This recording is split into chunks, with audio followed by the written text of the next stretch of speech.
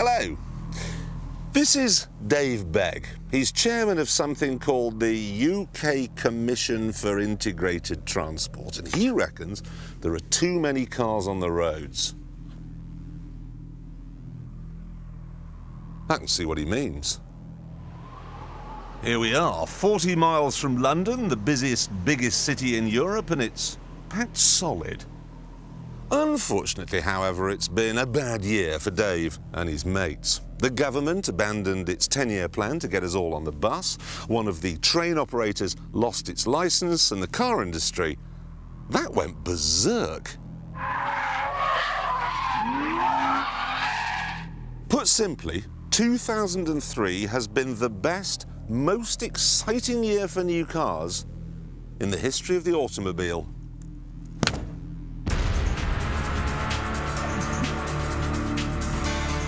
Every week, another amazing new shape came along and another amazing new engine. 25 years ago, 400 brake horsepower was enough to give you the Formula One World Championship. Now 400 brake horsepower isn't enough to get you out of your garage. We're up past 500, on our way to 1,000.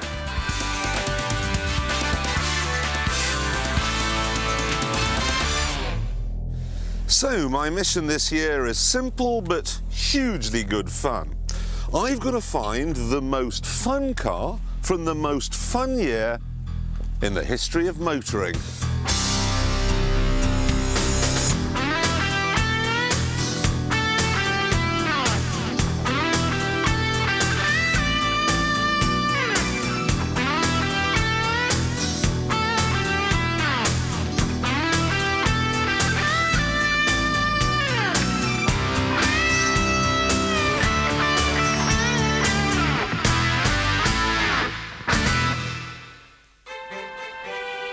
My favourite new car of the year was the Rolls-Royce Phantom. Obviously, the sheer size of the thing is as impressive as the £250,000 price tag. And you can't help but like the Rolls-Royce wheel hubs, which remain static. But the best thing about the Phantom is the simplicity. This gear lever, for instance, allows me to go forwards and backwards, and that's it. There's no flappy paddle rubbish here. There's more too. The radio has one knob. And look at that clock. Digital? I don't think so. Obviously, it does have toys. I mean, if you push this here, the clock swivels round in a James Bond fashion to reveal a computer screen, which is then controlled by this BMW iDrive system. And then in here, you've got the phone, and in here there's all the minor controls, and in here you've got the stuff for the seats and the door mirrors, and then in the back of my seats you get the TV screens. The point is, though, that Rolls-Royce hasn't tried to blind us with technology. They're not hiding a substandard product behind a wall of buttons and screens. This is just top-notch engineering, plain and simple. It's steak and chips and easy on the sauce.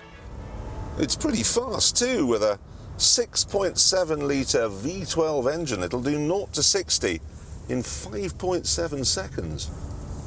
And it'll keep on whispering all the way to 150. And when I say whispering, I'm now doing 60 miles an hour. According to the dial there, 90% of the engine's power is still in reserve. And I can hear almost nothing.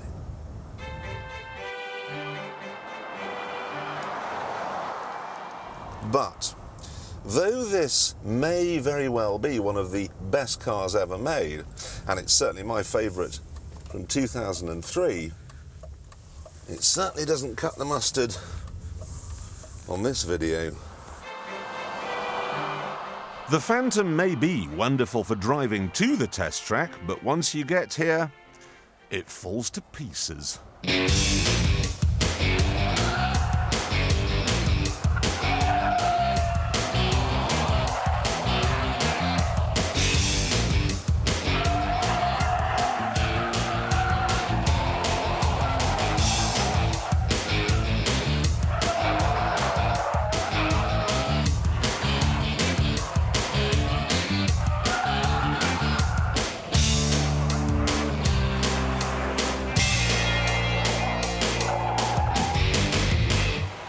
Watching this heave itself round here is a bit like watching Queen Victoria do the 400 metres hurdles. Technically possible, but a bit embarrassing. So let's leave the old girl, shall we, and have a look at something which is a little bit cheaper. Here it comes now. This is the new Toyota Avensis. Open the door. It's the model that replaces the Carina and is made at the company's plant in Derby. Very practical, hugely spacious, very reliable too, and with the Euro NCAP 5-star rating, terrifically safe as well. And it's not alone, because we also have the new Nissan Primera, the new Vauxhall Vectra, and the slightly taller Ford Fusion. Now, all these cars are perfect for 1950s Britain. But not anymore, because the best thing about 2003 was the sudden explosion of cheap cars that are fun.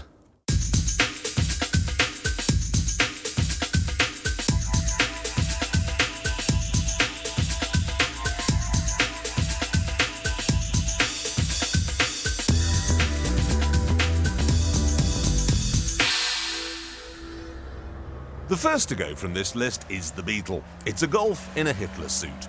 The roof is ridiculous, it has the same top speed as mud, it's far too expensive, and it's made in Mexico, where their idea of top gear comes in a syringe. The Citroën Pluriel has to go too. It may be jolly clever being 5 cars in one, but personally speaking, I'd rather have one good car than 5 average ones, thanks very much. This, the Ford street car, is much better, but there's a problem, because it's surrounded by an invisible force field designed to keep a certain type of person out. Men.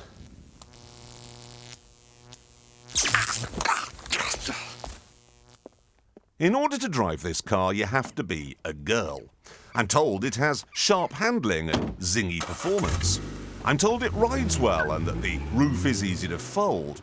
But a car cannot be fun if half the world can't even get into it. Ford themselves say that 80% of street car buyers will be women. So what will the other 20% be? Whatever, this section of the video has come down now to a two-cornered fight between the Mini Cooper S Works and the Smart Roadster. On the face of it, this has to win. It looks fantastic, funky and frothy without being too light in its Dunlops, if you see what I mean. Obviously, it's not that fast. I mean, yes, the engine does have a turbocharger, but it's only 700 cc's, and really, that's the kind of thing you put in a motorised pencil sharpener. 0 to 60 takes 10.9 seconds, which is about 3 weeks, and the top speed is 109. Ooh. I hate the gearbox as well. You select 4th and wait, and there it is, and then you select 3rd and come on, there we go. God, it's slow. Of all the semi-automatic gearboxes, this is by far the worst, but it takes more than some slow-mo cogs and a minuscule engine to spoil the fun.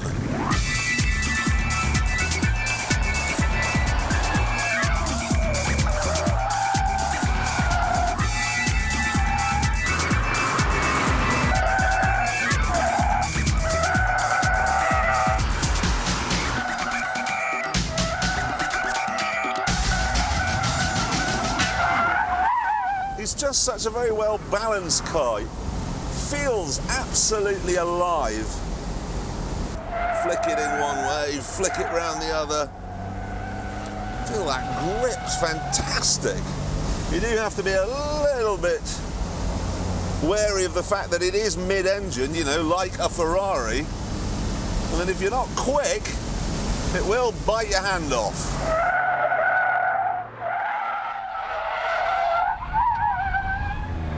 Everybody should try their hands at driving something this light. Weight just kills all the fun, really, in modern motoring, and this just weighs nothing. I just love it. And I love the roof even more. See, when you've finished clowning around in the sunshine, you take the roof bars and then they clip in like that on that side, and then you clip this one in by putting the prongs in there like that, pull the handle down, and that's in. And then you simply push a button and the rest of the roof slides electrically out of its little cubby hole in the boot. Clever, eh?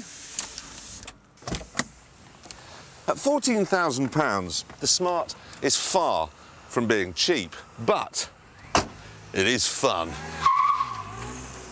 The question is, though, is it more fun than this?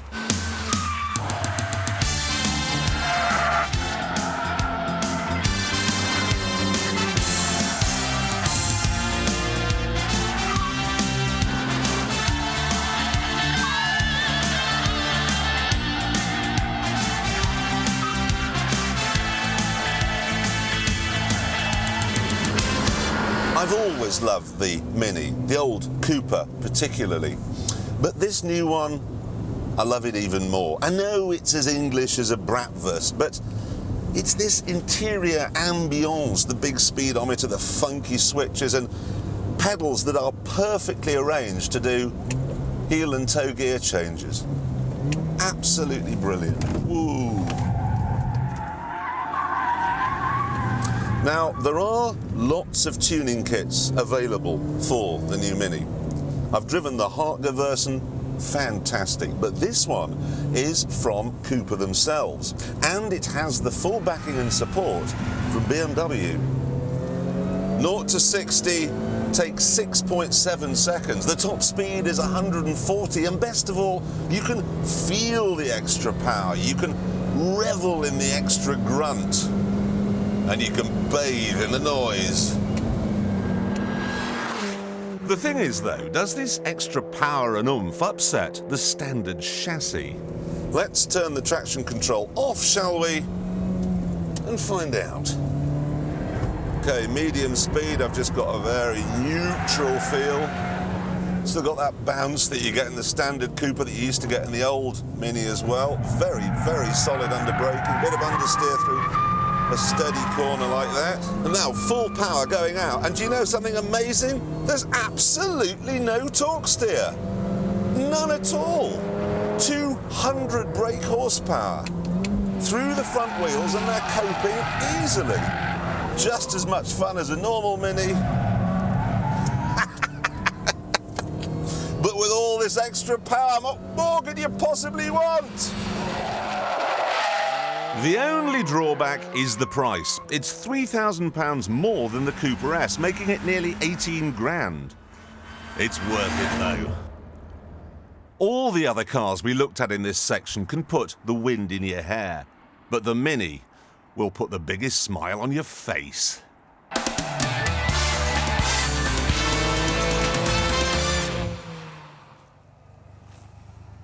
Now that was the easy part, choosing the most fun small car.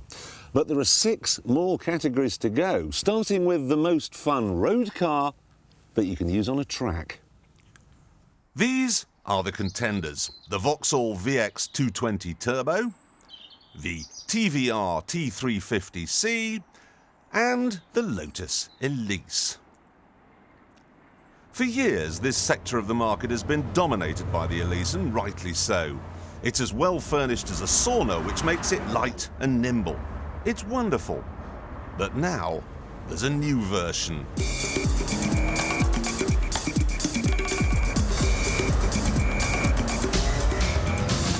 Now, you may be surprised to find that this comes from the same people who do this, the Vectra, Vauxhall. But don't be put off, because this little VX 220 here is made in the same factory as the Lotus Elise, by the same people, using basically the same parts. As a result, you might expect it to be the same as the Elise, but it isn't. It's better. Look at the way the Lotus goes through this corner. It's all safe and steady understeer. Now look at the Vauxhall. It's the back that's letting go. So it handles better than the Lotus and it goes better too. The Elise may now be available with all sorts of tweaked motors, but they're all more expensive than this, and none is quite so powerful. It has a turbocharged 2-litre engine, and that means 200 brake horsepower. And then in turn, because it weighs virtually nothing, means 0 to 60 in 4 seconds. 4 seconds! Nothing! No other mainstream car on earth for this kind of money even gets close. It's still as nimble as you'd hope, but there's a muscularity to the engine that you just don't expect. If I may liken the Elise to a wasp, this is a hornet.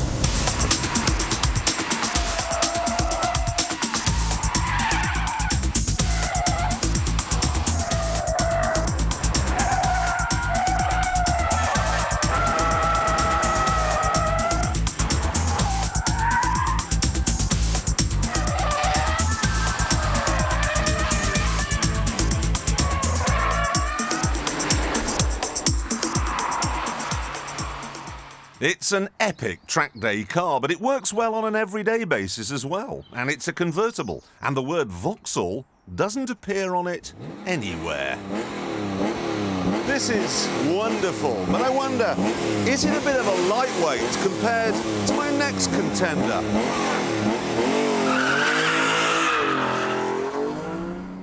Every year I make one of these videos, and every year TVR have a new car to offer us. I suppose there's nothing else to do in Blackpool.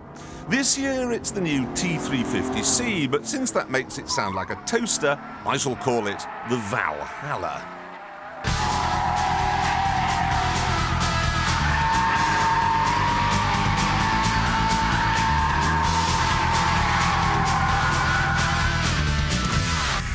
On the face of it, it looks like every other TVR. A 3.6-litre 24-valve straight-six engine at the front, rear drive, 2 seats, and that's about it. No airbag, no ABS, no electric drive-by-wire throttle with skyhook traction control. And as you can probably see from the thin veneer of sweat on my brow, there's no aircon either. Ugh. In essence, it's got the same basic chassis as the Temora, which has the same basic architecture as the Tuscan, which is basically the same as the Acropolis. However, this one is different. It feels tighter and more together than any TVR I've ever driven. And as a result, its handling is epic. Whoa!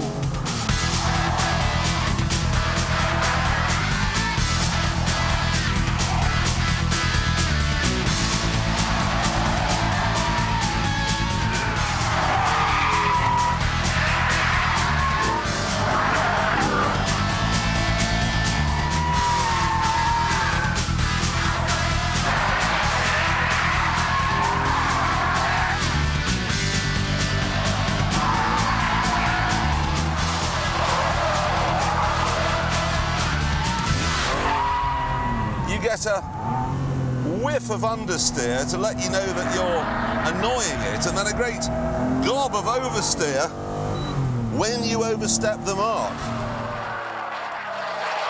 A mark that's very easy to overstep.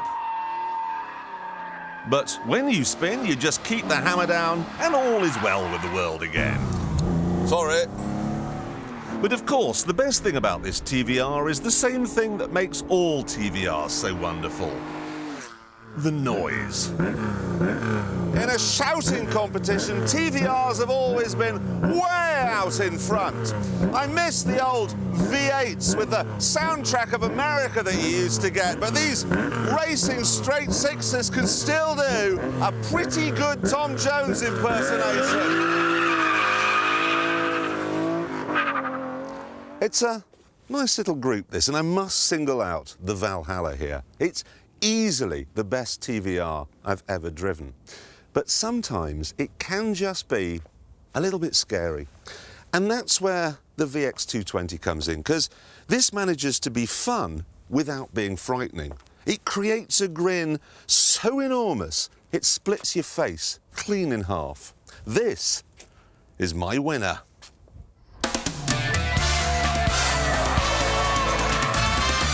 Now it's time to see what's best from the world of the GT car. We start with a £110,000 Bentley Continental GT, the first new Bentley since VW took control. And this is where things start to get serious. Very serious. Whirring away in front of me now is a 6-litre W12 engine with 2 turbochargers. And the result of that is 550 brake horsepower, which is 50 more than you get from a Ferrari 575. The result is 0 to 60 in 5.4 seconds and a top speed of 198. For years, Bentleys have just been Rolls-Royces without the flying lady. But not anymore. Watch this.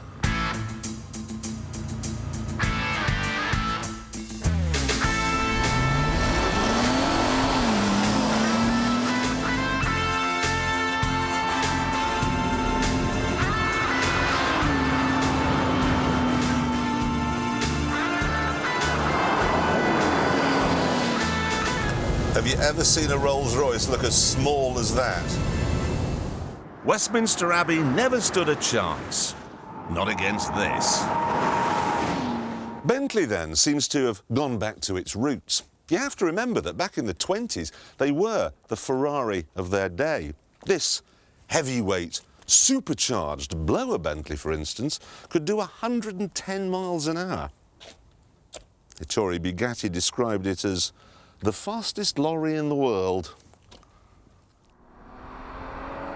This is certainly no lightweight either. It needs that colossal force-fed engine because it weighs 2.4 tons, almost the same as a Range Rover. So what we've got here is half-thundering sports car with a bit of Rolls DNA. What we've got here is Blenheim Palace going sideways.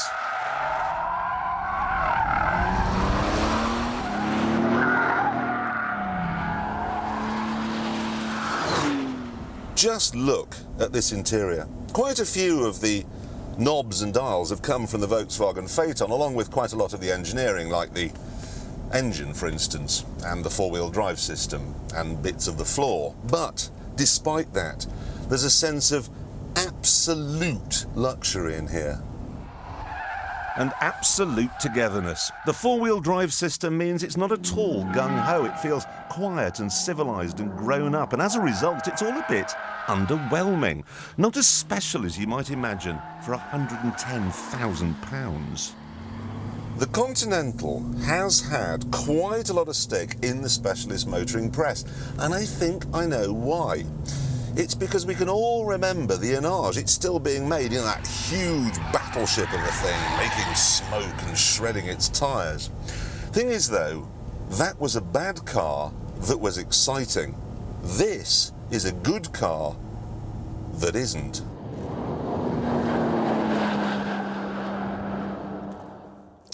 Happily, from the point of view of this video, the Bentley Continental wasn't the only GT car to stick its nose over the parapet in 2003. Well, obviously, this is a brilliant car. Perfect, wonderful, inspired, and mine. But how does it compare to the Bentley? Well, if you take the limiter off, the enormous 5.5-litre, 500 brake horsepower supercharged V8 will push it past 200, so it's even faster. It's even more fun in the corners too, because you don't have four-wheel drive making a mess of everything. And while the Bentley is beautiful, let's be honest, this is no guinea fowl. Then you've got the noise. This thing can whisper its way along, just like the Bentley. The difference is that when you put your foot down in an AMG SL, all hell breaks loose. That is the sound of a Messerschmitt ME109. It's about 90% of the reason I bought this thing. The noise. And the way it stops when you don't want it to be there. Then there are the buttons. Let me talk you through just a selection of them. This one engages the sport suspension. This one turns the interior burglar alarm off. This one folds the door mirrors in. That one does something else with the burglar alarm, no idea what. This one raises the car up if you need to go through a little puddle, and then push it again to go through a deeper one. This one turns the traction control off. This one's good. It's for the radar-guided cruise control. Now, the idea is that you set a speed, it goes up to a car in front, maintains a set distance behind that car, which you choose on this, and then when it pulls out of your way, you accelerate past it. You don't have to touch anything. Obviously, this changes the gearbox from manual to automatic. And this one on top of the gear lever, well, that starts the engine. Here we have the television, the telephone control unit, and all of this is controlled by voice activation along with the satellite navigation. You just pull this lever, dial name. The name, please. Home. Home. Dialing. And it rings home, like so. And we turn it off. Over here, obviously, we have the electric seat controls and the button which either heats the seats or sends air-conditioned air through the little holes in them and into your back. Here on the steering wheel, we control the onboard computer, and that even allows me to change how long, for instance, I want the rear number plate light to stay on after I get home at night. It's very thoughtful. And best of all, I can turn the GT car into a full-blooded convertible. So, the Mercedes is a stunning all-rounder, better than the Bentley even. But when it comes to out-and-out fun in this sector, you can do better. First up, the Aston Martin DB7. Oh dear. Where do we start with this interior, this sea of brown? I mean, do we begin with the Ford Fiesta electric window switches? Or maybe the knobs for the heater, which appear to have been taken from a 1940s fan heater? Or what about the clock? You wouldn't pay $1.99 for that on a market stall.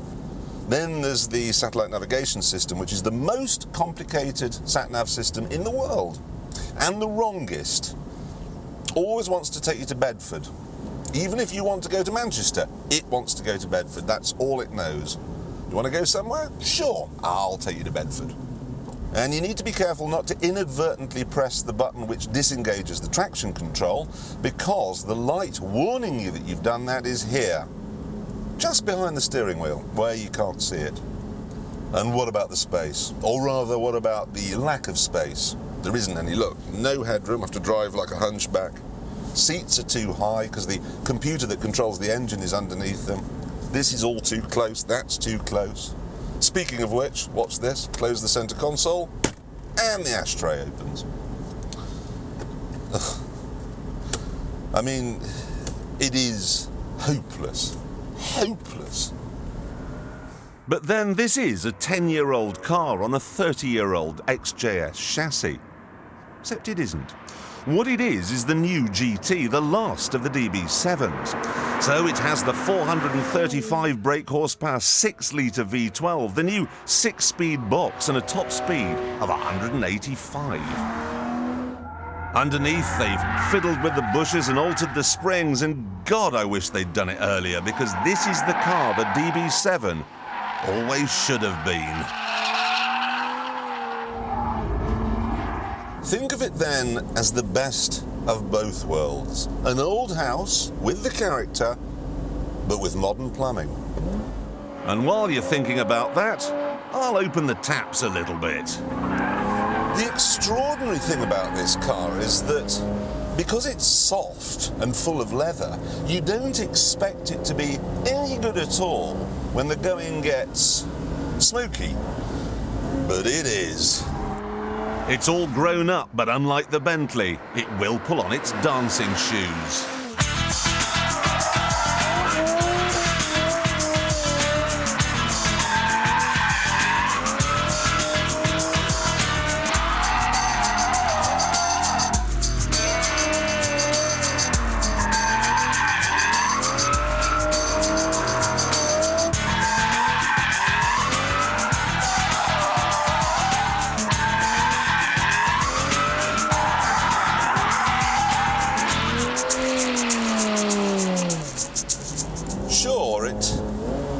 doesn't have as much grip as the Bentley, but the people who want grip are mountaineers. What I want are oversteers. And on that front, this is king of the hill, and then you ride on a wall of noise into the next bend and the next bout of tail happiness. There it goes. Whoops, and here it comes again. Ready?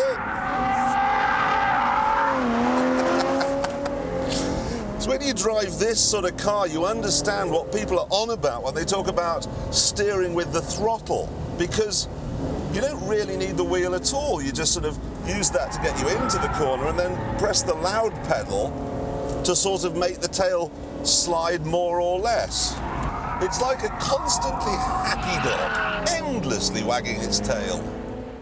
It's nowhere near as well engineered as the Bentley or the Mercedes, but for a laugh, it's up there with Ricky Gervais's Funny Bone. This, on the other hand, isn't funny at all. It is, of course, yet another 911. Yet another arse-engined German slot car. You've got the Carrera 2 with no turbo, the Carrera 4 with no turbo and four-wheel drive, then you've got the C4S, which looks like a turbo that has no turbo, and the turbo with a turbo. Then there's the GT2, which costs more than a turbo, has twin turbos but no four-wheel drive, and now there's this, the GT3, which doesn't have a turbo or four-wheel drive. Clear? What this is a Carrera 2 that's been stripped out and pared down. So I've got no traction control, no air conditioning, and instead of back seats, an enormous roll bar. Think of it then as a Porsche that's been on the Atkins diet. Porsche has been stripping out cars for years with mixed results. Some were terrible, some were even worse. With this, though, they've got it absolutely right. The old stripped out cars felt too like racers. They were hard and unforgiving and brutal, and that made them scary. This one, though, is quiet and comfortable, and that makes me relaxed. And because I'm relaxed, I can do this.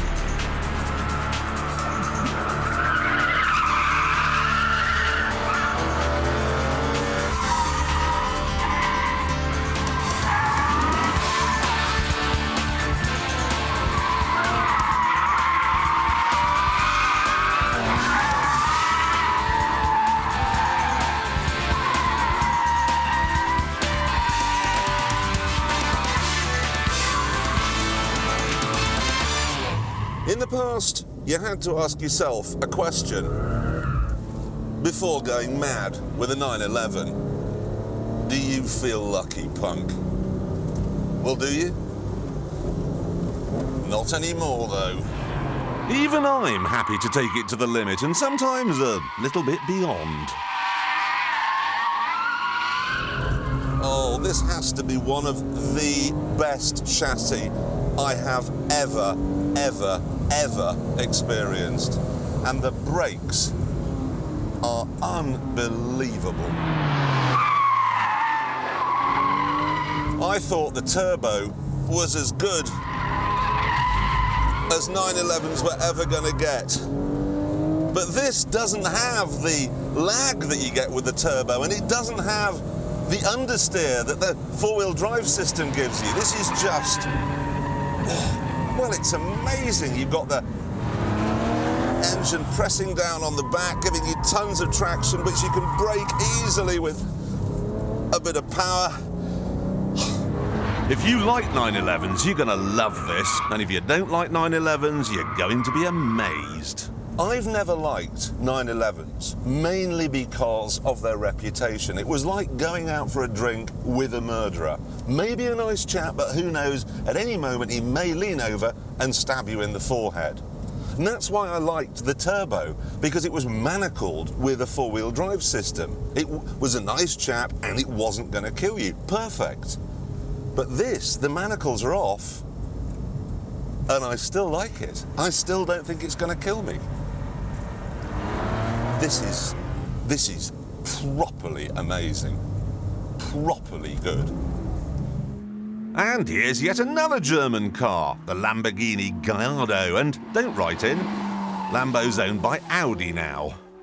You can tell it's a German car, of course, because look what you get on the driver's seat.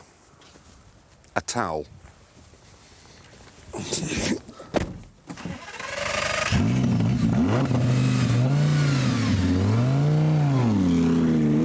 Still, it was the Germans who made the Murcielago so good, and this, it must be said, is even better.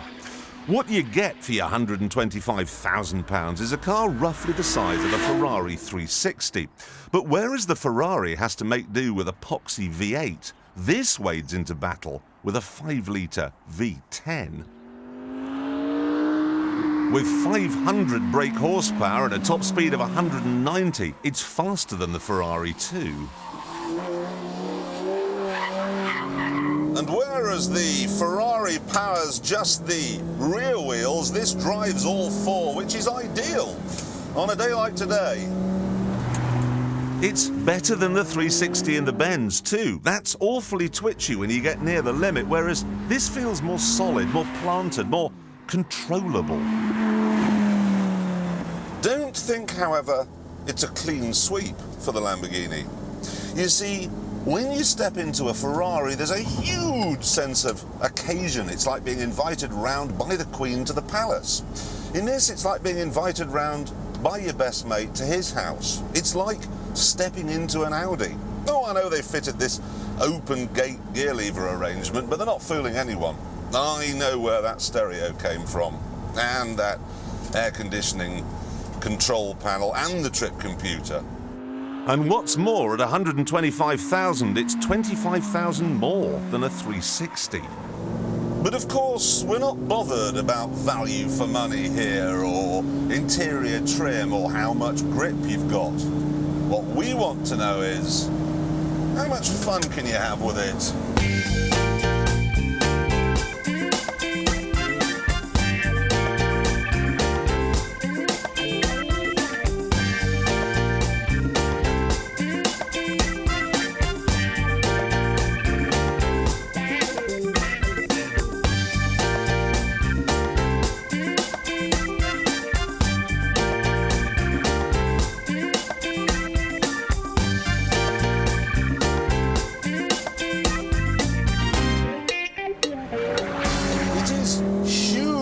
Talented, but in a very serious, Germanic way. There's none of the happy-go-luckiness that you get from the Porsche and the Aston Martin. And what's more, all of the intimidation that you used to get from old Lamborghinis is gone. All feels rather, dunno, grown up. What's more, this verges on being a supercar, and quite apart from the sheer unpracticality of such a thing, it's just not cool to rock up in a yellow Lambo. You can have all the fun in the world with it, but it'll be spoiled if someone at the lights calls you a flash git. So there we are, all the GT cars, the Grand Tourers, a lovely smooth ointment. But unfortunately, there's a fly in it. I've always been a fan of the Noble. The rear-end styling's a bit wonky and it only has a Ford Mondeo engine, but the handling has always been sublime.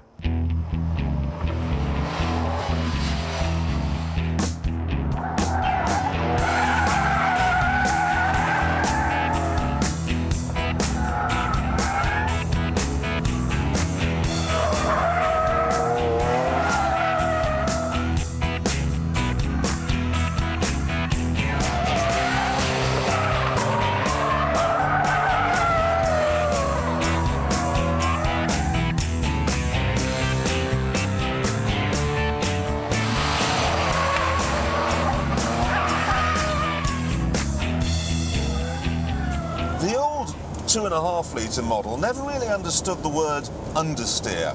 It would grip and then grip some more, and then the back would swing out.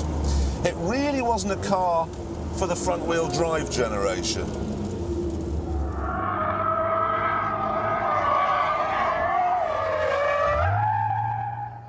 But this is not the 2.5-litre model. This is the new £51,000 six-speed M12 3R with the Ford 3-litre and 2 turbos. And that means a whopping 352 brake horsepower. 0 to 60 takes 4.1 seconds and the top speed is 167. So it goes like a racer and it sounds like one too. But has the extra oomph upset the balance? A bit, yes. In the old car, you could fling it into any corner at any speed and then sort the mess out. But with this one, if you try that, you're going to wind up going round in a cloud of your own tyre smoke. However, it doesn't take you long to work a new route round the problem. What you do is go into the corner at less than light speed and then give it some beans. And then the old noble magic is back. Fantastic! And don't think this is just another kit car from just another chancer. It's not only fast and wonderful to drive, but it's beautifully built and trimmed in leather. Nice.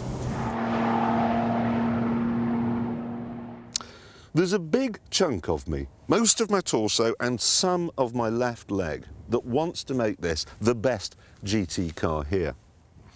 I know it's crept over £50,000 now, and I know that the 3-litre engine has made it just a little bit trickier at the limit, but it is still wonderful.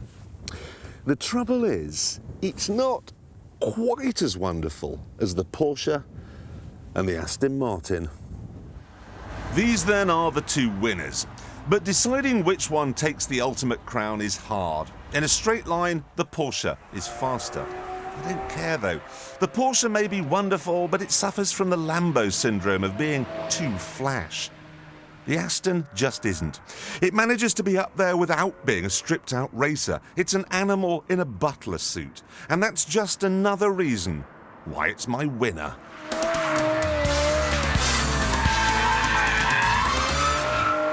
So, hot hatchbacks. I must admit, I've always loved them. You get a big boot, you get split folding rear seats, and because the panels all come from a standard run-of-the-mill model, they're cheap and easy to mend. And then up at the front, you get the big engine. So you get two cars for the price of one, a pocket rocket. Trouble is, hot hatches were pretty much killed off 10 years ago by sky-high insurance premiums. Now, though, they're coming back.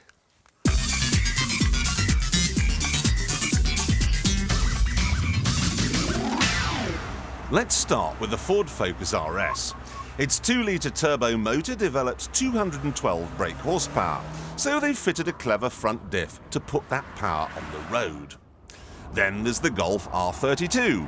This one's 3.2-litre V6 churns out 237 brake horsepower, so to harness that, there's a four-wheel drive system.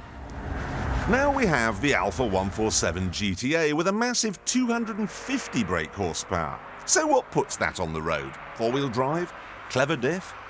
No, nothing. Italians, eh? You've gotta love them. Have you ever taken a small dog for a walk? I have. And that's what it's like when you drive this. The slightest twitch of your foot, even your toenail growing, is enough to cause it to pull at the lead and then you get to a corner and it isn't so much driving round, it's just sort of hanging on while it decides where to go. Then when you come out of the corner, you have a little bit of torque steer, you have to drag the wheel back to stop it being squirmed this way and that, and occasionally you get a little message saying that the oil pressure's low, and then a moment later when you look again it's gone and it's going, the oil pressure's fine. I know what I'm talking about. Healthy as anything.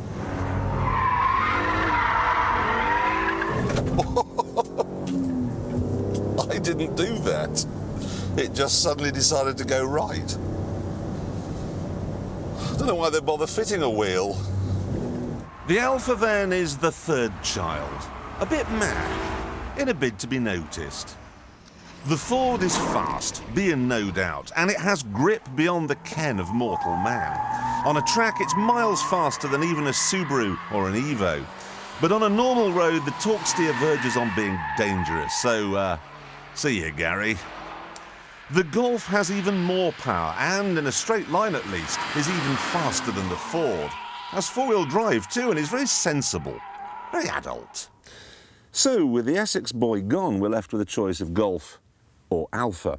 And that's a bit like the choice faced by Sven Goran Eriksson, the cool Nordic weather girl, or the Nancy Delolio woman with the plunging red neckline.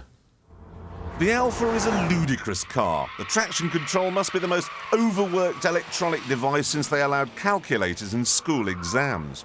But if you turn it off, you'll be through a set of tyres in half a day flat. The chassis is not that good either. It's too loose and the steering's too light. This is a car you drive with gritted teeth.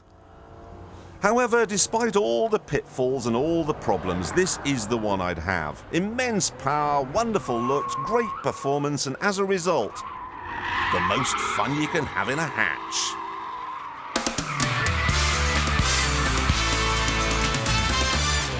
Now, there are many uses for four-wheel drive, but what if your four-wheel drive car's an overfinch Range Rover? Well, you could use it to run over a Toyota Avensis, but that seems a bit excessive. I suppose you could use it to tow a caravan, but what if the caravan were to be upside down? Well, let's find out. 50 miles an hour. Okay, let's stick it into a bend. See what the handling's like with a bit of caravan on the back. It's swinging round a bit. Ooh, we got a bit of a tank slapper coming here. Why people don't caravan like this normally, I have no idea, because it gives other road users so much more to look at and enjoy. Oh, it might shake your wardrobe up a bit, I admit, but... Right. Now I'm going for a speed run. Caravanners, take note. This is the new low rider caravan.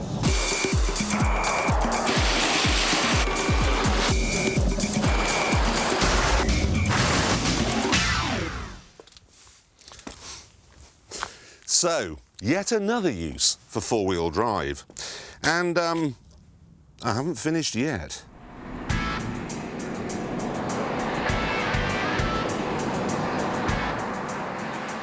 This is the new Subaru Impreza Turbo. It's still far from being a pretty car, but at least it doesn't look like the old one, which looked like someone had shoved a stick up its backside.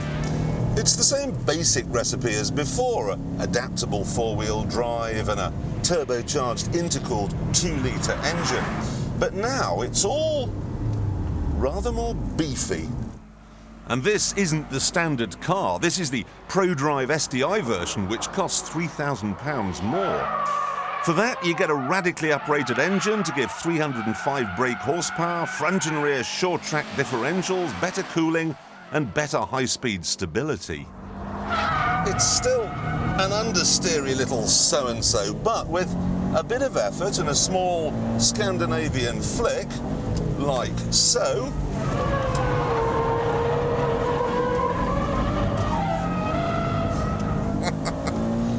you can still get it to play ball.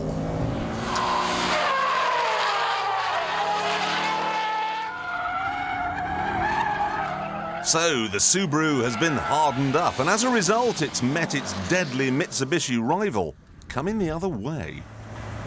The last Evo, the 7, had 4 doors and a boot, in the same way that a Thai kickboxer has 2 arms and a nose. Behind the scenes, though, it was a hard-edged, razor-sharp, no-compromise racer. With the 8, they've planed away a few of the rough edges, softened it up a bit, and added even more techno. You get electronically controlled 4-wheel drive, electronic brake distribution, and a cup holder. Don't think the rounded edges have blunted the fun of this car, though, because where the Subaru understeers, this thing absolutely flies.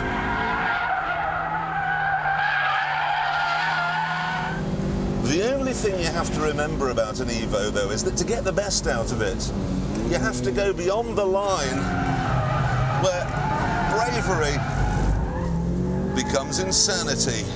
Shall I turn into this hairpin bend at 100 miles an hour? Why not? What's going to happen? Nothing.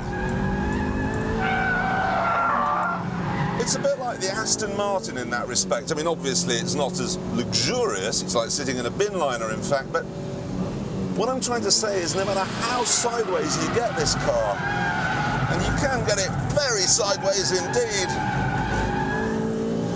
there's always hope that you can get it back. There's always some hope.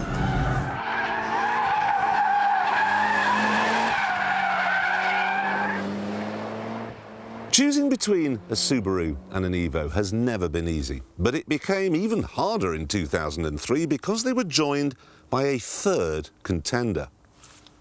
That. You might be wondering what this German interloper is doing sticking its neck into what's usually a Japanese civil war. Well, let's stick it in a drag race and find out what happens. Right, let's see how my ruthlessly efficient German V8 deals with these 2-litre turbos. That's the Subaru dispensed with.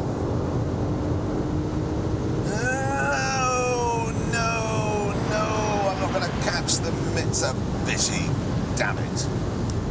That's what it's doing here. It may be a heavyweight, but thanks to 339 brake horsepower and a motor that needs to be physically restrained when it hits 155, it can still mix it with the established stars. And there's more. It was Audi who brought four-wheel drive to rallying and turned the sport on its head.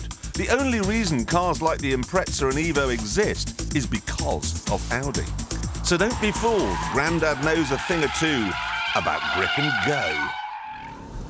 Climbing into this after a spell in the other two is like climbing into a house after a week in an allotment shed. But beneath the quiet exterior beats a heart made entirely out of nails. It has a four-wheel drive system that's nowhere near as techy as the one you get in an Evo, but it works. Like pretty well all Audis actually, you get a rather detached ride and woolly steering, but when you get beyond this stuff, the stuff that you actually interface with, as it were, there's no doubt at all that the chassis is right up there with the best of them. This was the surprise of 2003. Round a track, it's just so damn fast. It's hard to see how, really. I mean, it's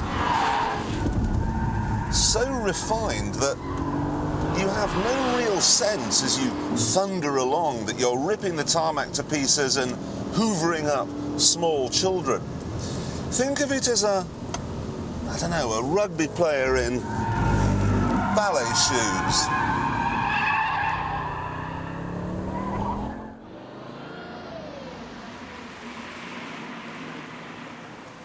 So, which is the best of this lot? Well, if I wanted a car for every day, it'd be the Audi, easily, and then the Subaru, and then the Mitsubishi. But we're not talking about vacuum cleaners here. We're talking about fun, with a capital E. So it'd be that one, by a mile.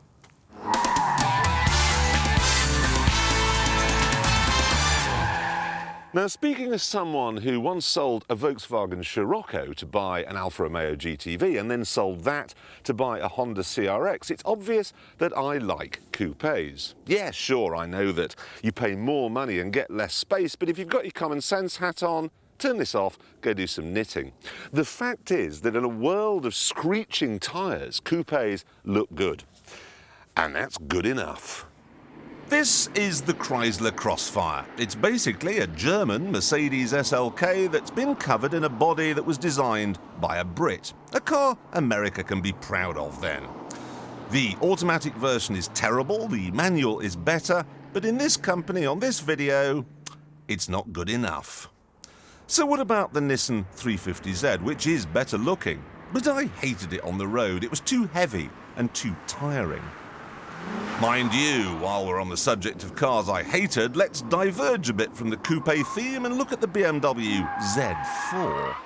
Now, you may be thinking, what's wrong with it? That looks balanced and good enough to me. And you'd be right, because when the valves are bouncing through the bonnet and the tyres are howling, the Z4 is a sensation. Honestly, when you're on the raggedy edge in this thing, the handling is absolutely sublime. But unfortunately, the fun is spoiled by everything else. The fuel tank, for instance, 55 litres. That's the same size as a wine bottle. And when you're down to the last quarter, you get fuel starvation problems under hard acceleration. Then there's the ride, which is atrocious. On the last version I drove, the electric hood broke, then you've got the cup holders, which are too big for a can, so every time you go around a corner you get a sticky D. I don't like the ruched leather, too American, too designed for Houston dentists. And it all feels far too flimsy for what is a £31,000 car. And it's not that fast. On top of all this, it doesn't look very nice. So let's get rid of it and get back to the world of the coupe. This is my choice, the Mazda RX-8. Sort of. This new Mazda RX-8 certainly looks like a two-door fastback, swooping front, sloping rear, and when you open the door here, the red and black interior shouts, "I am a coupe." But check this out. The door from a fridge freezer, and in the back, 2 seats. And then round here we find that it has a proper, decent-sized boot. So, don't be fooled by appearances, because what we have here actually is a four-door saloon. Now, the Nissan has a 3.5-litre engine and the Chrysler a 3.2. This has a 1.3, but it's a Wankel, and that makes a difference. It's just so smooth. It's smoother than a pint of Baileys being poured onto a freshly waxed bikini line. It's so smooth that when you get near the top of the rev range, which is 9,000 RPM, a little buzzer sounds, you hear? To tell you that a gear change might be in order if you don't want to blow the engine to pieces. When you get past 7,000 RPM, it's as though all 240 bhps come at you at once.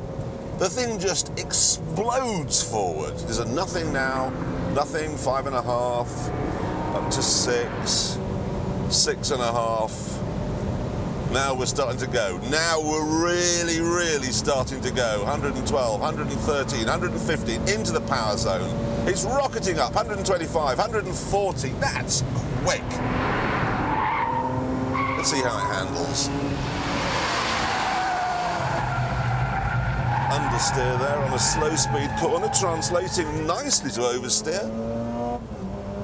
That felt pretty good, I have to be honest. You know, I thought that Z4, the BMW, was about as good as we were going to get in terms of handling on this video, but I'm not certain we haven't found a better one here. I wouldn't mind, but the ride's so good. You don't expect to be able to balance a car that's this kind of soft. This is fantastic. This is easily my favourite car in this section. Fast, good-looking, brilliant to drive, and though it doesn't really matter, practical.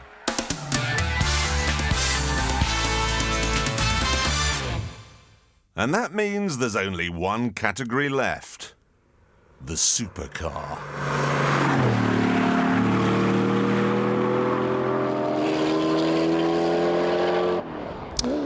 Obviously, this year saw the launch of the Ferrari Enzo, but since they've only made 399 of them and they've all been sold, where's the fun in that?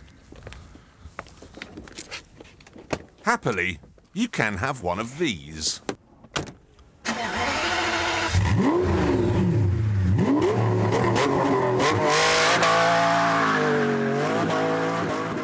The most astonishing thing about this car is not how it looks, though it does look like a helicopter gunship attack on Blackpool Pleasure Beach. It isn't the sound either.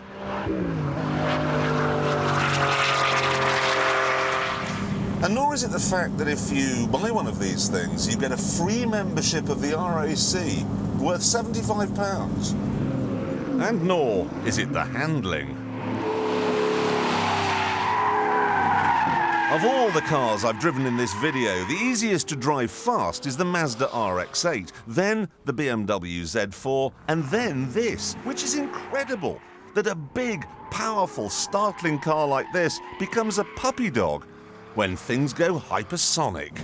The most amazing thing about the Zonda is the quality. At first you notice the style, the way the air vents come out like periscopes and the aluminium and the carbon fibre, but then when you've been in here for a little while you think, hang on a minute, there are no squeaks or rattles at all. That's odd for a sort of handmade Italian supercar.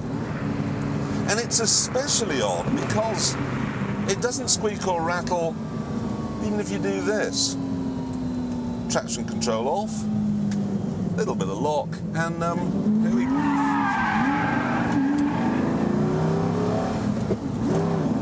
I am such a child. I'm 43 years old, but I have the mental age of a 9-year-old.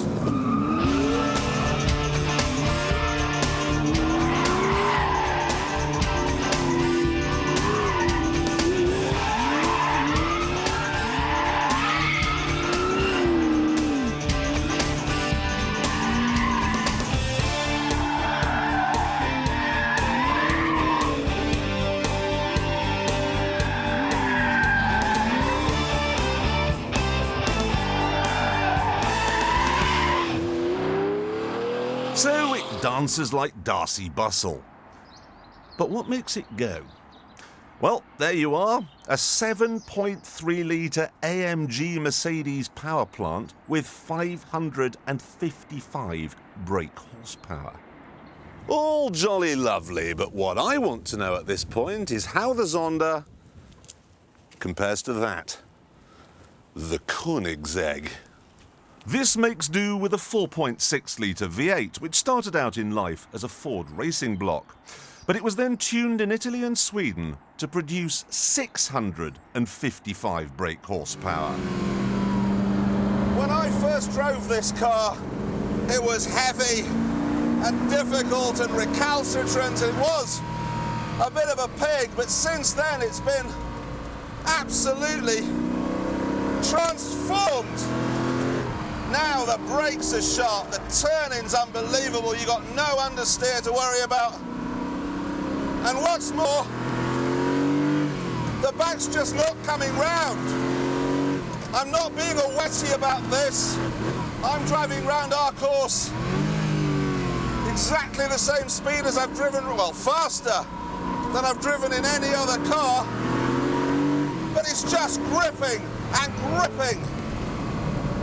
Now, look at feel those brakes. The steering's light and easy. That's it, tiny little twitch, that's all you've ever got to worry about. When you drive this, you don't care about quality or style or aluminium fixtures and fittings. You just want to have more speed, more power, more grip. Oh, yes. Oh, brutal. Yes. You still get a bit hot.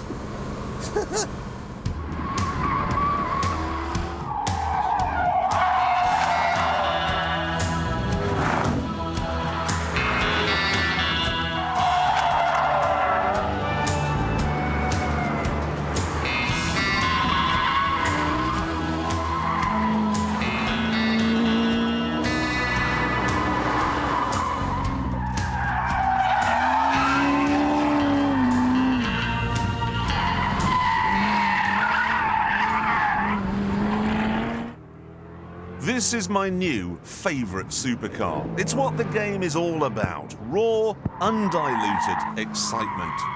And it keeps on getting better. But one little test we need to do before we make a decision. This is Nadia, and this is her skirt. So let's see if she can get into the Zonda. Yeah, no problem at all. Now, this is Katie, and this is her skirt. Let's see if she can get into the Koenigsegg without revealing what she's got on underneath.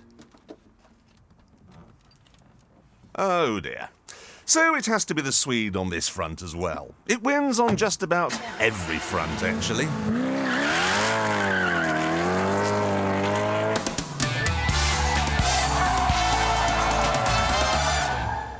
Right, now we're left with the Magnificent Seven. The 7 most fun cars from the most fun year in the history of motoring.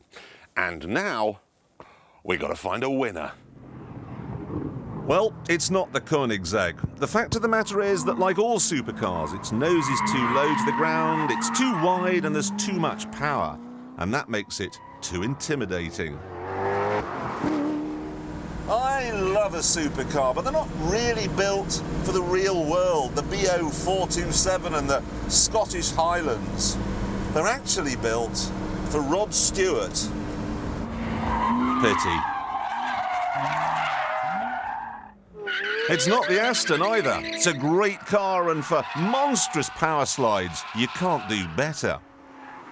But again, you can't power slide on the A57 just outside Worksop, so I think not.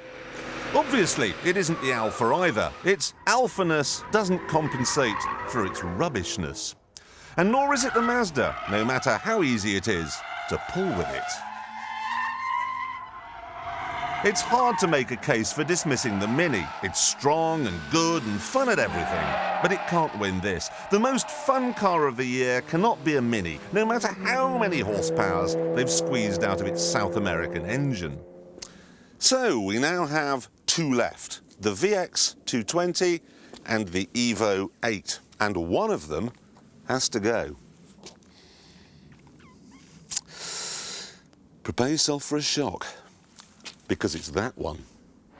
Oh, it's fabulous, all right, but mixed in with the fun of driving it is the embarrassment of being in it. Put simply, this is just about the least cool car ever made.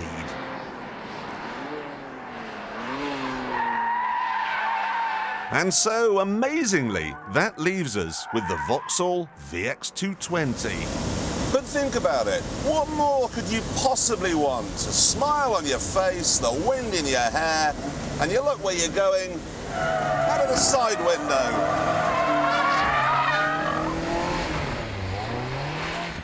It works on the road, it works on the track, it looks good, and at 25 grand, it's astonishingly good value. This is a car we in Britain can be proud of. So, well done, Vauxhall. Apart from one small thing. The VX may be the most fun car to emerge in 2003, but that doesn't mean it's going to win. That is.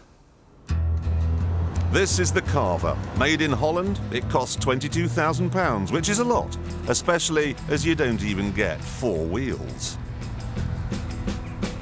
The 600cc turbocharged engine from a Japanese K-car sits at the back here. Let me show you where. There you go, it's in this black bit here.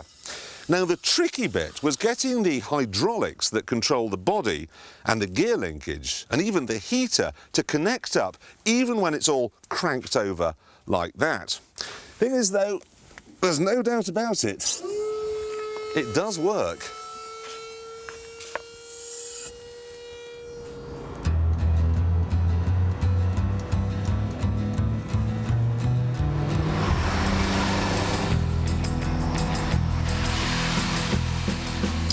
In many ways, it's just like a normal car. You've got a heater and a stereo and a normal steering wheel and a normal gearbox and normal pedals, but it isn't a normal car, is it? Or you wouldn't be able to do this.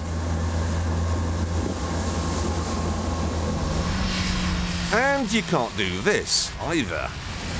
So that you know when you're getting near the edge of the envelope and it won't lean anymore, you have some lights on the dashboard. Green is okay, and then red with a beep. That tells you to go a little bit harder. Look at that! All 3 red lights on, full lean. I'll have my pants in XXXL, please. So let's see if we can sum up this surprise last-minute entry. Well, let me put it this way. The Vauxhall is the most fun you can have in a car. This is the most fun you can have. Goodbye.